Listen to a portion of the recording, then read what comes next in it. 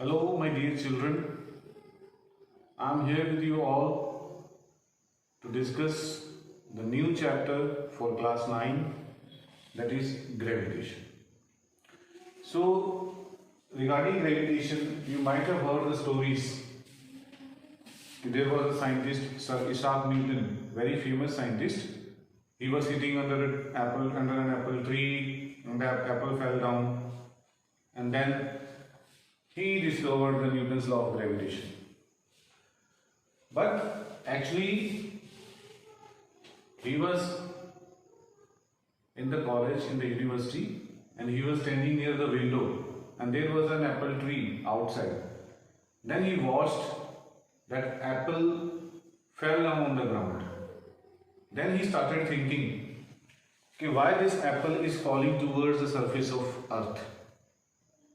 Why it's not falling somewhere else? Then this made him to discover Newton's law of gravitation. And in that time, there was no computers, no internet facility was there, and at that time, these kind of people they have given us the theories related to science, due to which we are so advanced. We are using all these theories of the great scientists. So Newton gave his theory. He said that not only apple, the other objects which are present in this universe, they are also attracting each other. So now the question arises, if they are attracting like apple and earth, apple was falling towards the surface of earth, right? And here is the earth. Now we know that mass of apple is small m and this is capital M. Newton's third law of motion says that to every action there is equal and opposite reaction. कि अगर अर्थ Apple को attract कर रही है तो Apple भी अर्थ को attract करेगा विद सेम फोर्स, राइट? तो फिर हमें एप्पल तो नीचे आता हुआ नजर आता है, but we are not able to see the earth is moving towards the apple. This explanation can be done by using Newton's second law of motion. F is equal to ma, right? तो अगर मैं यहाँ पे acceleration की बात करूं तो acceleration क्या हो जाएगी? F by m, force by mass. तो दैट मीन्स अब कंपेयर कीजिए अर्थ का मास एंड एप्पल का मास. अगर यहाँ अर्थ का मास पुट करूंगा तो अर्थ की जो एक्सेलरेशन होगी वो कितनी स्मॉल हो जाएगी, क्योंकि जो अर्थ है उसका मास बहुत ज्यादा है as compare to an apple. और अगर एप्पल की मास की वैल्यू पुट करेंगे तो एक्सेलरेशन ज्यादा नजर आएगी. तो इसी यही रीजन है कि जो हमें एप्पल है उसकी एक्सेलरेशन तो नजर आती है, but we are not able to see the acceleration of the earth. This is the reason.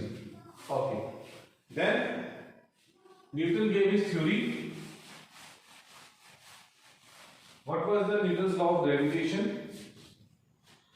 Newton's law of gravitation says that कि इस यूनिवर्स के अंदर सारे ऑब्जेक्ट्स जो हैं वो एक दूसरे को अट्रैक्ट करते हैं, right? Attract only, no repulsion. They are attracting each other. अब जो फोर्स है, अब obviously when they will attract then they will apply the force on each other. Now if they are attracting, they are applying the force on each other, then how we can calculate this force? So Newton gave his explanation. That's why it's known as Newton's law of gravitation, और universal law of gravitation भी बोलते हैं, Newton's law of gravitation.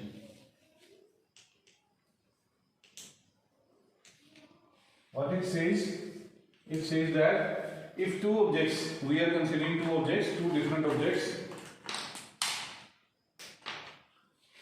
Here is one body, right? And here is another one. This body mass is m, and this body mass is capital M, and they are separated by a distance d, right? Now, if they are placed at a particular distance, किसी particular distance पे पड़े हैं वो, then there will be force. Force कौन सी होगी वो? Attraction. That force will be directly proportional to the product of masses and inversely proportional to the square of distance between them. Square of distance between them. So when I will join this equation, combine this equation, F will be equal to G m by d square. I am using this G here, very important term, that is known as gravitational constant.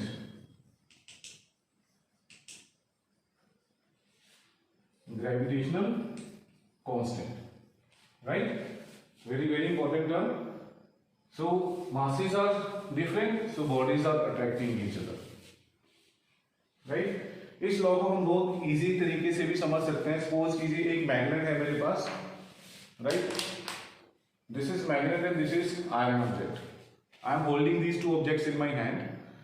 जब इन दोनों के बीच में distance बहुत ज्यादा होगा, obviously magnet is trying to attract that iron object, but this iron object is not moving towards it. When I am bringing these closer to each other, तो एक लिमिट ऐसी आएगी जब मैं इसको लेके आऊंगा तो फटाक से वो उसको क्या करेगा, अट्रैक्ट कर लेगा, राइट? डिस्टेंस ज्यादा है, मैग्नेट जो है वो इतनी पावरफुल नहीं है कि उसको अट्रैक्ट करे, लेकिन डिस्टेंस कम हुआ, उसने उसको अट्रैक्ट किया. तो सेम जो सब न्यूटन है वो हमें बता रहे हैं कि जो फोर्स है that is inversely proportional to distance. जितना ज्यादा डिस्टेंस उतनी फोर्स कम लगेगी, और जितना कम डिस्टेंस होगा उतनी ही फोर्स ज्यादा लगेगी, right? Getting my point? What I mean to say कि जितना ज्यादा डिस्टेंस उतनी कम फोर्स लगेगी, जितना कम डिस्टेंस रहेगा उतनी ही ज्यादा फोर्स रहेगी. और जी है इसकी जो वैल्यू है that is very important. You have to keep in mind 6.67 into 10 raised to power minus 11 Newton meter square per kilogram square. This is the meaning of G, capital G. इसको gravitational constant बोलते हैं, universal gravitational constant, because in the whole universe this value is fixed, it will not change. तो इसको याद रखना बहुत ही important है, जो हम numericals में use करेंगे इसको. Unit is also equally important. Unit भी उतना ही इक्वली इंपॉर्टेंट है जितना कि ग्रेविटेशन कांस्टेंट की वैल्यू है. तो this is about Newton's law of gravitation. Now the question arises कि व्हाट हैपेंस अगर दो ऑब्जेक्ट हैं, सपोज कीजिए दो कार्स हैं, कार दो कोलाइड कर रही हैं आपस में, और दो सेम कार है, तो जब वो कोलाइड करेंगे तो वो दोनों एक दूसरे के ऊपर फोर्स लगाएंगे obviously. Normally if two cars are standing at a particular distance, ज्यादा दूर नहीं खड़ी है, तो वो उनको आपस में कोलाइड कर जाना चाहिए. We know that planets are revolving around the earth, वो भी कोलाइड क्यों नहीं करते? इसका भी रीजन है. इस रीजन की एक्सप्लेनेशन मैं आपको इस टॉपिक के बाद देता हूं, which is our next topic, that is two forces which are always acting when a body is moving in a circle. आपको पता है, वेरी सिंपल एक्सपेरिमेंट है जो घर पे भी करके देख सकते हैं आप. एक थ्रेड लीजिए, उस पर स्टोन टाइप कीजिए, एंड देन हाथ में पकड़िए उसको, इतना रेडियस हो उसका, कम से कम 10-15 सेंटीमीटर, उसको रोटेट कीजिए, right? So I am rotating the stone, it's rotating in a circle. और हमें पता है कि कोई भी बॉडी जब सर्कल में मूव करेगी तो ऑब्वियसली फोर्स तो चाहिए ना उसको मूवमेंट के लिए, और वो एक ही पर्टिकुलर शेप के अंदर मूव कर रही है सर्कल के, तो उस टाइम उसके ऊपर भी एक फोर्स लग रही है. वो फोर्स कौन सी है जो उसके ऊपर लग रही है, जो उसको मूव करवा रही है, राइट? एंड सपोज थ्रेड टूट जाए, या ऐसा कीजिए कि घुमाते घुमाते उसको छोड़ दीजिए.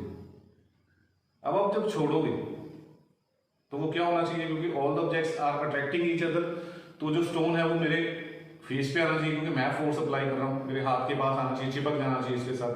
बट वो ऐसा नहीं करता. वो क्या करता है, वो स्ट्रेट मूव कर जाता है टेंजेंटली. वो क्यों होता है? Suppose this is the circle,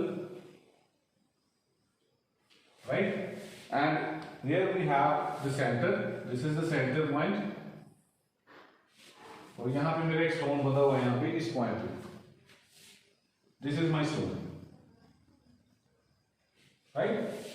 So now when I am rotating it, it is moving in a circle, so that means there is a force which is acting towards the center, जिस वजह से वो उसी circle में बार बार move करता है. इस force को हम क्या बोलते हैं? Centripetal force.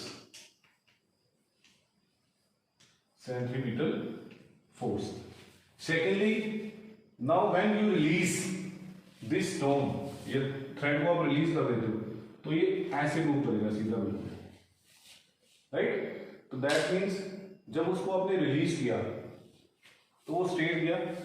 अब सर्कुलर मोशन से एकदम स्ट्रेट हो गया, तो इसका मतलब तब भी उसके ऊपर एक फोर्स लगी है जिसने उसको मोशन प्रोवाइड किया। तो वो फोर्स कौन सी है? Which acts away from the center, that force is centrifugal force. These are the two forces, very very important, centripetal and centrifugal force. Centripetal force, it always attracts towards the center, and centrifugal force, it always attracts away from the center. तो body को out of the circle move करवाने के लिए जो force लगती है that is centrifugal force, और circle के अंदर मूव करवाने वाली जो फोर्स है that is centripetal force, right? So this is about centripetal and centrifugal force, right? Now I was discussing about कि दो ऑब्जेक्ट हैं जो सेम फोर्स वाले हैं, सेम ऑब्जेक्ट है, दो कार हैं, they are colliding, they are standing, so why they are not colliding with each other? How? Suppose this is one car, here is another car, right? कोई भी दो objects ले लीजिए कार की तरह, A and B, equal masses हैं, दोनों रुके हुए हैं, रेस्ट पे हैं, so why they are not colliding with each other? क्योंकि न्यूटन्स लॉ ऑफ ग्रेविटेशन तो हमें यही बोलता है कि in the whole universe all the objects are attracting each other, तो वो क्यों नहीं करते एक दूसरे के साथ कोलाइड? क्यों नहीं करते? क्यों? क्योंकि अगर मैं बोल रहा हूं कि बी ए को अट्रैक्ट कर रहा है, सपोज कीजिए बी ए को अट्रैक्ट कर रहा है अपनी तरफ, तो हो सकता है यहाँ पे ट्री भी हो सकते हैं, यहाँ पे कोई वॉल भी हो सकती है, राइट? यहाँ पे कोई और ऑब्जेक्ट भी हो सकता है, कोई पर्सन भी हो सकता है, कुछ भी हो सकता है, तो दैट मीन्स ए को जो है वो बी ही अट्रैक्ट नहीं कर रहा, बी के अलावा और भी उसके सराउंडिंग में जो ऑब्जेक्ट होते हैं वो भी उसको इक्वल फोर्स के साथ अपने हिसाब से वो अट्रैक्ट करते हैं, जिस वजह से भी ये दोनों कोलाइड नहीं करते, right? Very very important, why the two objects are not colliding on their own if we are using this law, Newton's law of gravitation, if we are satisfied with this law, this is the reason कि उस object के पास कुछ और भी बहुत सारी चीजें होंगी जिस वजह से वो अट्रैक्ट कोलाइड नहीं करते। जैसे क्लासरूम की बात करें, क्लासरूम में बेंचेस हैं, वॉल है, कर्टन्स हैं, तो दे ऑल आर अट्रैक्टिंग, तो वो इस वजह से एक दूसरे को अट्रैक्ट करते हैं, जिस वजह से वो एक दूसरे के साथ कोलाइड अपने आप नहीं करते, right? Very very important.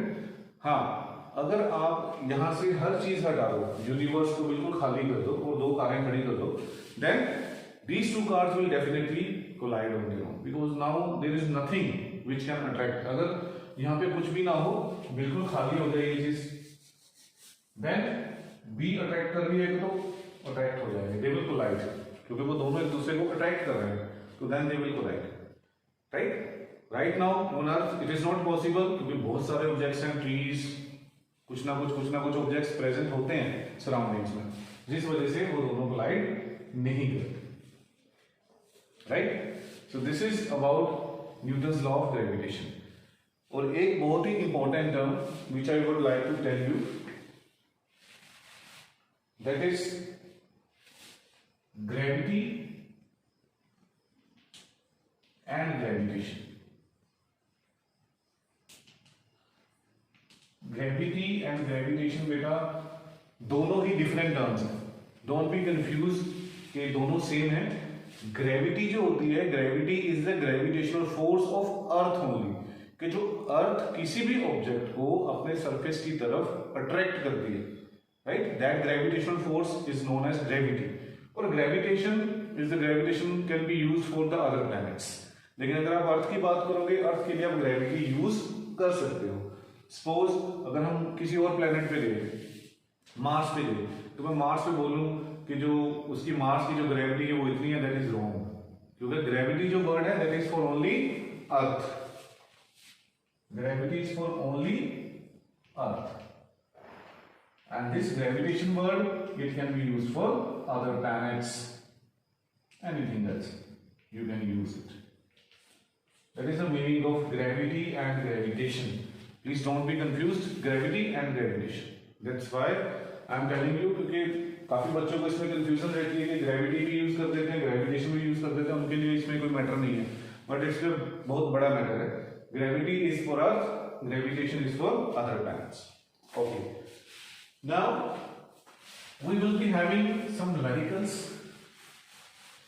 Numerical से पहले बेटा मैं आपको कुछ क्वेश्चन बताना चाहूंगा जो बहुत ही इंपॉर्टेंट है according to Newton's law of gravitation के ऊपर। कि जो न्यूटन्स लॉ ऑफ ग्रेविटेशन है उसकी मैथमेटिकल फॉर्म हमने अभी डिस्कस की है। F is equal to G M M by D square. M क्या है, मासेस है। Let us write the formula F is equal to G M M by D square. अब इस पे आपको क्वेश्चन आ सकते हैं, what will be the force of gravitation when the masses of the bodies are doubled। अब दोनों bodies के मासेस डबल कर दीजिए तो फोर्सेस क्या हो जाएंगी, मासेस डबल। जब मासेस डबल हो जाएंगे तो फोर्स मेरे पास क्या बन जाएगी, F is equal to G into two M divided by D square. तो ये बनेगा 4 GMM by D square, that is force. तो फोर्स क्या हो जाएगी, four time. Okay, secondly distance अगर डबल हो जाएगा, एनसीईआरटी की बुक में भी आपको ये क्वेश्चन मिलेंगे। अगर डिस्टेंस डबल कर देंगे तो हमारे पास क्या बनेगा, we can also check it out. F is equal to G M M, D को डबल कर दीजिए 2D स्क्वायर हो गया। तो ये क्या बना, G M M by 4D square. मतलब 1/4 जो है वो फोर्स ऑफ अट्रैक्शन है वो रिड्यूस हो जाएगी। वेरी इंपॉर्टेंट, जो फोर्स है वो रिड्यूस हो जाएगी। Clear? So this is the meaning that कि ये जो फोर्सेस है वो डिक्रीज हो जाएगी। Right now two objects are attracting each other, एक भी लगा रहा है दूसरा भी लगा रहा है, तो ये दोनों फोर्सेस क्या होती है एक्चुअल में, दे आर इक्वल ऑल्सो। कि वो उसको ट्रैक कर रहा है वो उसको ट्रैक कर रहा है, तो वो हमें पता है कि Newton's law of gravitation says to every action there is equal and opposite reaction. So this formula we will be getting the numericals on the basis of this formula that we will discuss in the next lecture. Thank you so much.